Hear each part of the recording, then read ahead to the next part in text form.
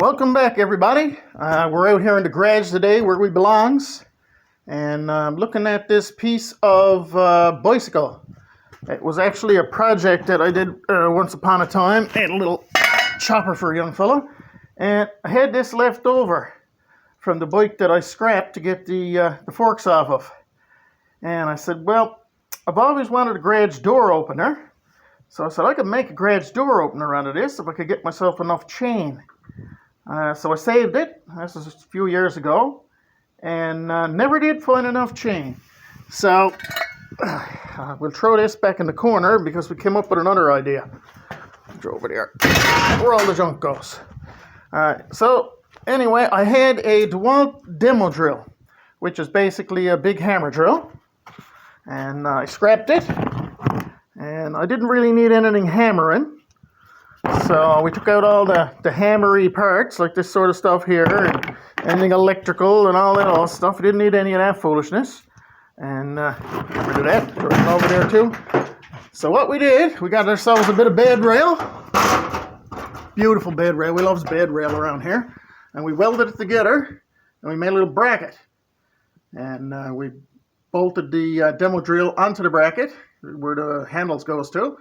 Mounted that on there nice and solid. And then we attached it to the wall. See if I can get up here without falling off the ladder. Bolted it onto the wall nice and good there, and I have a bit that was broken off. Stuck it into the end of the pipe that the spring goes on for the garage door, as you can see. So that was hard, and it was too hard to drill, so we drilled a couple of holes in the pipe, and we tack welded all that on there, nice and solid. So what I did, I had this piece of pipe here that's kind of like tent pole, only smaller. Can't remember what it was out of. It was in my pipe collection. Fit perfect over the end of the armature in this demo drill. So we put that over there and welded it on. We knew it'd be straight because it fit nice and snug. Now, the reason we needed a big drill like this is because on the other side of it, there's a lever that makes it hammer or just drill. We didn't need it to hammer, but I did want it to go in a neutral, just in case I ever wanted to freewheel and put the door up without it. So that is on the other side, rather inconvenient, but I can reach it there if I needs to cut it out. Now I got that shaft. I drilled a hole in the end over there. Got the shaft coming down, that piece of pipe. That comes right on down here. And this here is a shaft out of a quick drive screw gun. Put in there and fits in there nice, and put a pin through it.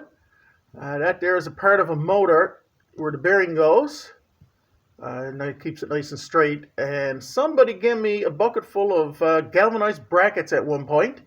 I couldn't throw those out. They were nice and shiny. We like shiny stuff, kind of like the crows and stuff around here. So I riveted on that end of that piece of motor to the piece of plate, drilled a hole through it, bolted that to the wall, and she comes on down here.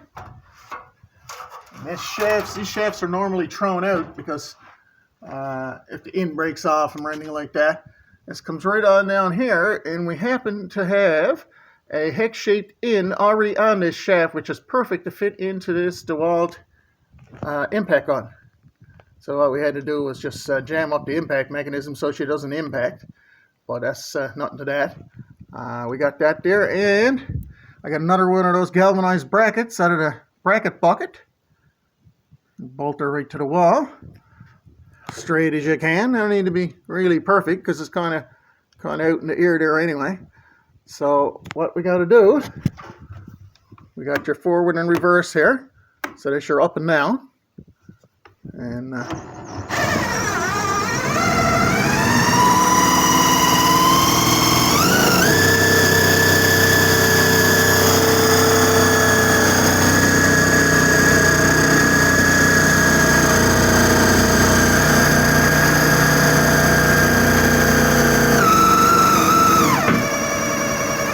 like so. Now, the only problem we got with hooking that on here is that it needs a little bit of a push to get it started so the cables don't come slack. Because if the cables come slack, well, then you got a bit of an issue. They come off of that drum up there, and you don't want that. So what I did, let's put her down here again, stick her in reverse.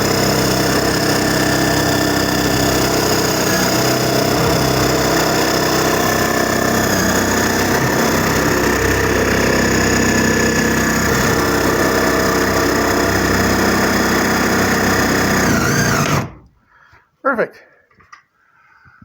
What I did was I got a bit of heavy pull cord type stuff and wrapped it around pipe up there and soldered on a little tab. And I got a pulley with a bungee cord and another bungee cord bolted to a bracket on the door. So that stretches just enough when she goes all the way out. It gives her the pull just to get her started, so enough of the weight of the door is coming down to keep the cables tight. And way to go. No problem at all. And that was going in the garbage. And so was that, actually. Don't even matter if the power goes out. She's cordless. There you go. If you guys like the videos, I'd be much appreciative if you'd click the subscribe button and like, and you can comment if you like. I can answer any questions that you might have. Not a problem. Throw it out.